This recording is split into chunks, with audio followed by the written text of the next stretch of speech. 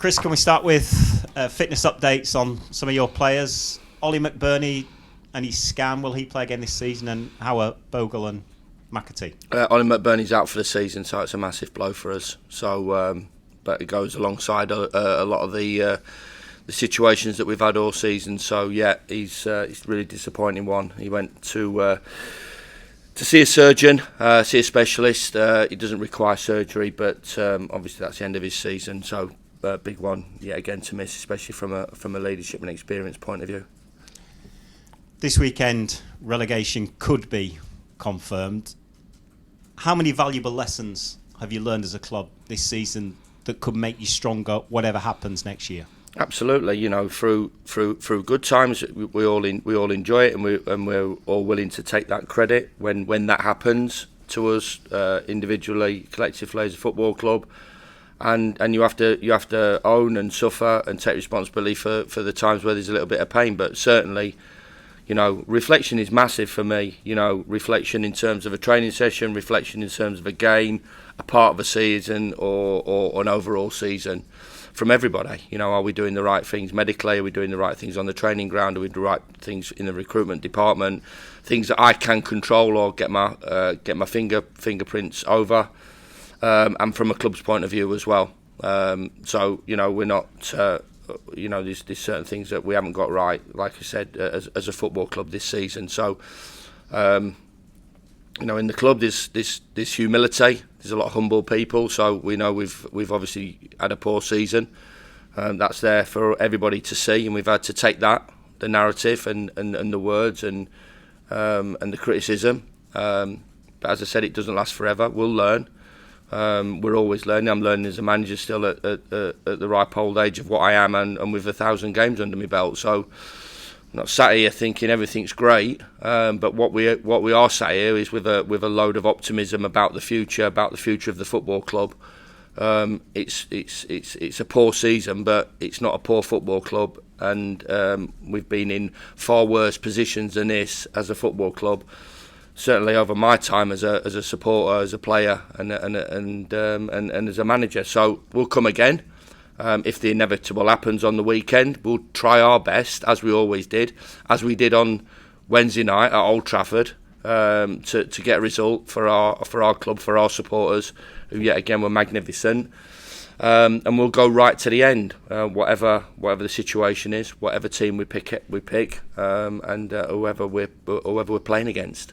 Are you taking some positives from the situation, because the performances have been a lot better than the results over the course of the last few weeks? Thanks, Tim. I appreciate that. I think looking at it, I believe they have been.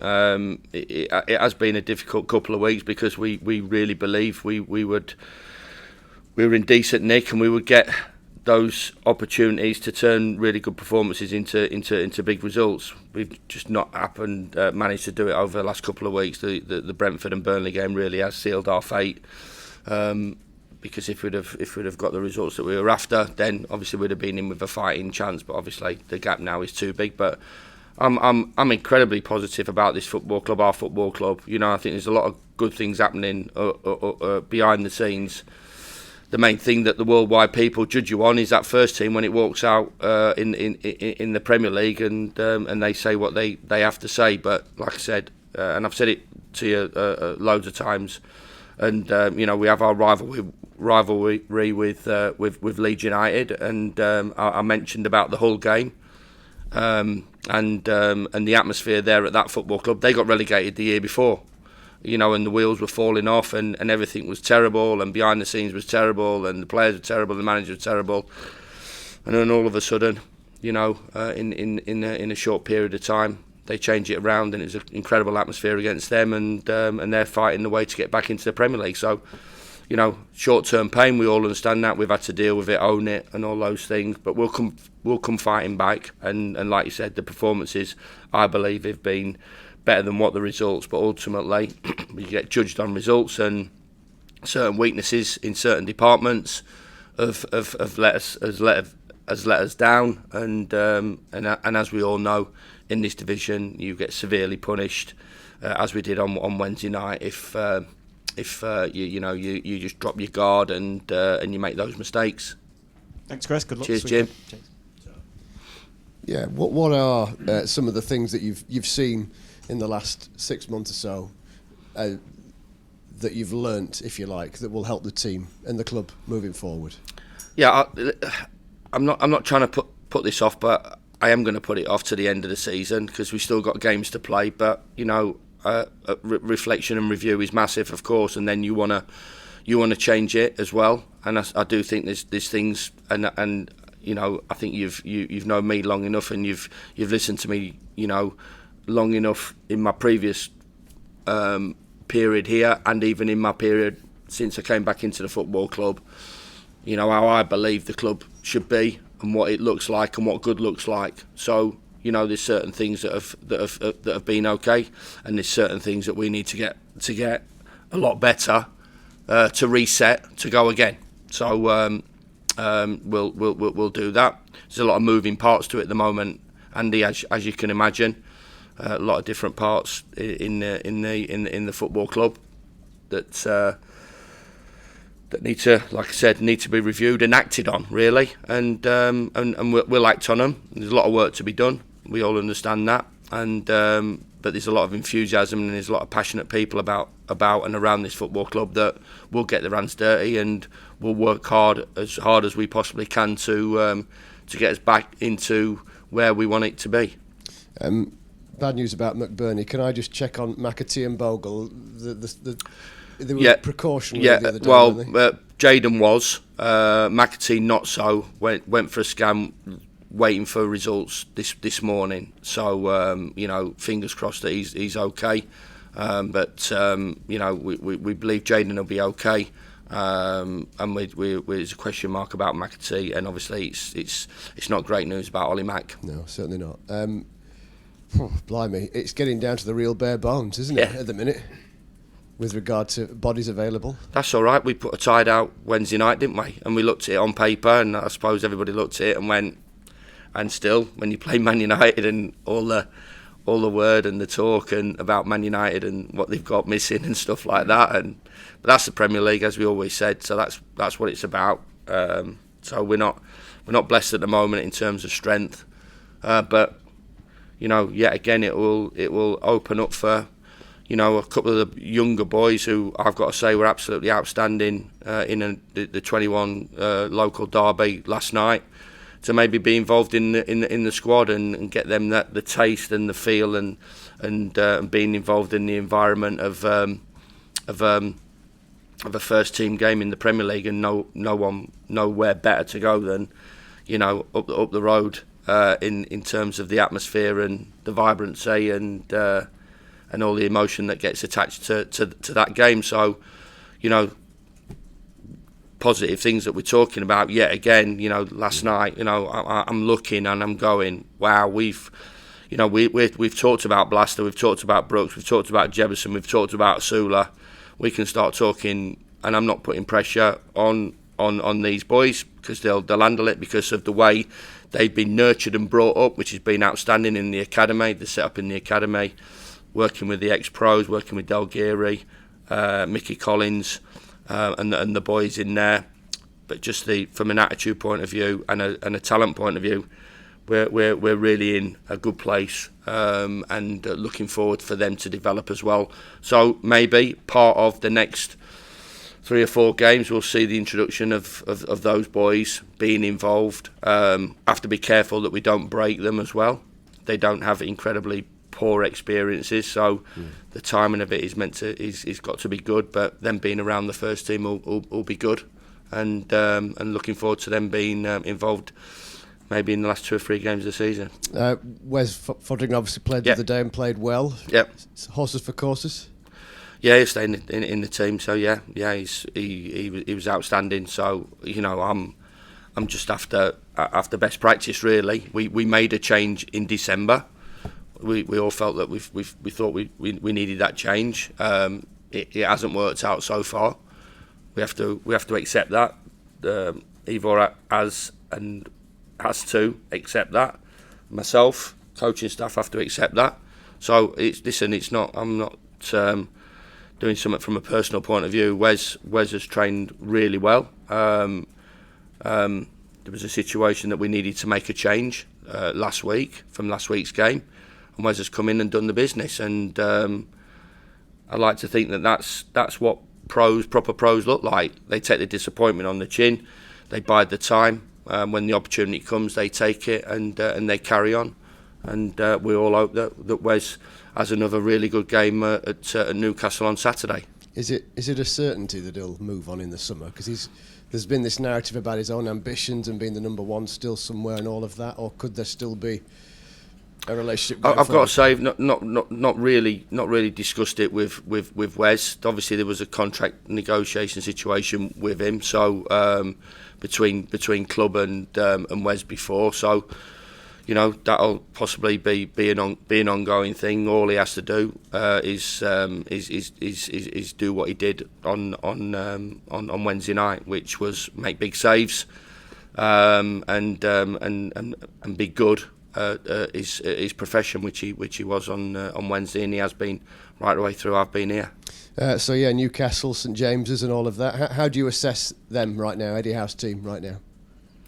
Yeah, it's one of my favourite clubs and one of my favourite teams to watch. I've got enormous admiration for Eddie and his career and how he's gone about it. So they've had their ups and downs, but they're still in the position that they are. They've got some fabulous players. It's an incredible environment. Another one we can really look forward to going and hopefully leaving everything out there like we did on Wednesday nights. It's a pretty similar sort of situation to Wednesday nights. So everything that I said Wednesday night may be cut and paste and say about what our situation is going up the road on Saturday. They're in a great position still, and they're after European football, and we've got to somehow try and be competitive like we were Wednesday night and go and upset the odds. So, cheers, thank Andy. you. Chris, in terms of the gap between the Championship and the Premier League, in your opinion, is it the biggest it's ever been, and does that make it really difficult from maybe 5-10 years ago to get in the Premier League and stay in, like a Bournemouth and a Palace? And those young players that you mentioned last night, they're going to be key to sort of bridging that gap when you haven't got the funds of a Newcastle or a Man City or Man United. Is that right?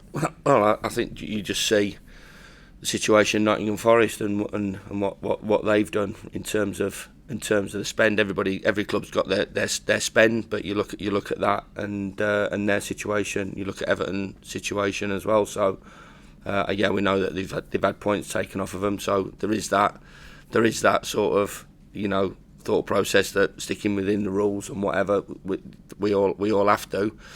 But yeah, I do believe it is really difficult. Obviously, it's a great achievement for any club to get into the Premier League. But the biggest one is obviously staying in there and getting a foothold in there. And you've seen the likes of Brentford. You know, we've had a couple of seasons in there, done fantastically well, and then all of a sudden, you know, a couple of injuries, a few players maybe not playing at their highest, some results going against them, and all of a sudden they can find themselves, you know, in sort of closer to the bottom than mid-table and top. So when a team stays in the Premier League, it's an incredible achievement, and to do that for a number of years is a lot of work going into it, and yeah, a lot of good things that have got to happen, whether from academy level, whether from a recruitment level, whether from a coaching level. But yeah, it is big. It is, and I should imagine with the numbers involved, it is getting bigger.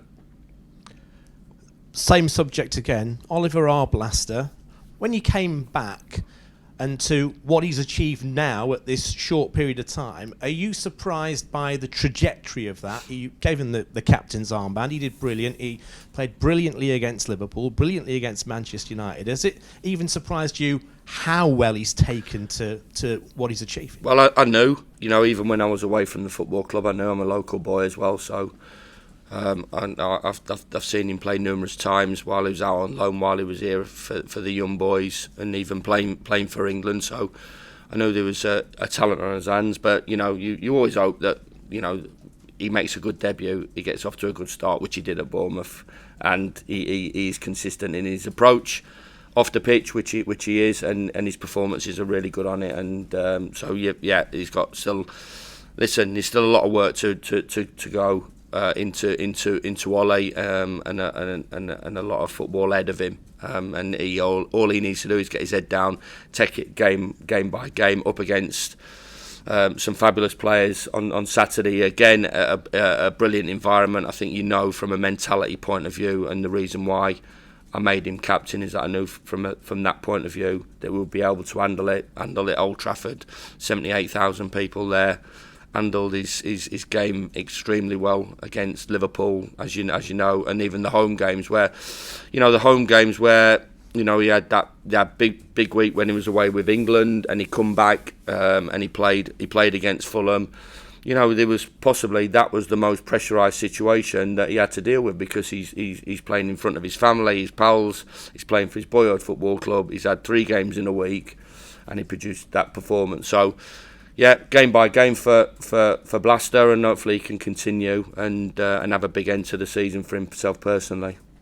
It's always been the way here in terms of the young players getting a pathway, but those under 18s, under 21s that were in action the other night, they see that, and that's surely all the motivation you need to stay here and develop here, isn't it? 100%. We're watching. We're close to it. We're close to our academy. It's been an incredible plus point for me walking back into the building. We were part of the original setup and changing it, and to see it continue and develop is extremely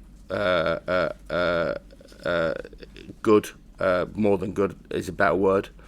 I'm proud as well to see these young boys come through, and we talk. I talk to the players afterwards.